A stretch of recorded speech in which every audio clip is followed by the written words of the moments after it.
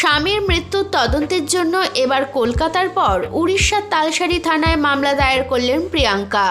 অকালে স্বামীকে হারিয়ে একেবারে ভেঙে পড়েছেন প্রিয়াঙ্কা সরকার। ছেলে সহজ এবং শাশুড়ি মাকে সামলানোর ভার এখন তার ওপরেই। কিন্তু কেন এই প্রতিভাবান অভিনেতাকে অকালে চলে যেতে হলো, কেন সহজ তার বাবাকে হারালো, তার সঠিক তদন্তের জন্য ঘটনার 6 দিন পর ওয়েস্ট বেঙ্গল আর্টিস্ট ফোরামের পক্ষ থেকে শনিবার রিজেন্ট পার্ক থানায় লীনা গঙ্গোপাধ্যায়ের প্রযোজনা সংস্থা ম্যাজিক মোমেন্টসের বিরুদ্ধে এফআইআর দায়ের করলেন প্রিয়াঙ্কা।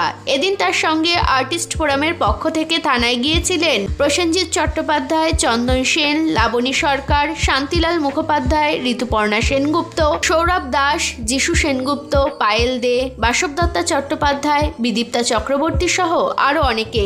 এদিন রিজেন্ট পার্ক থানায় এফআইআর দায়ের করার পর প্রিয়াঙ্কাকে নিয়ে আর্টিস্ট ফোরাম রওনা দেয় তালসারির উদ্দেশ্যে, যেখানে রাহুলের সঙ্গে মর্মান্তিক দুর্ঘটনাটি ঘটেছিল। সূত্রের খবর, শনিবার রাত্রি 10:30 নাগাদ প্রিয়াঙ্কাকে সঙ্গে নিয়ে আর্টিস্ট ফোরাম তালসারি থানাতে পৌঁছায়। রাত 2টো নাগাদ তালসারি থানা থেকে বেরিয়ে সাংবাদিকের মুখোমুখি হয়ে আর্টিস্ট ফোরামের অন্যতম সদস্য প্রসেনজিৎ বলেন, আমরা অনেক রাতে তালসারি থানাতে পৌঁছেছি। এখানকার প্রশাসন আমাদের যথেষ্ট সাহায্য করেছেন।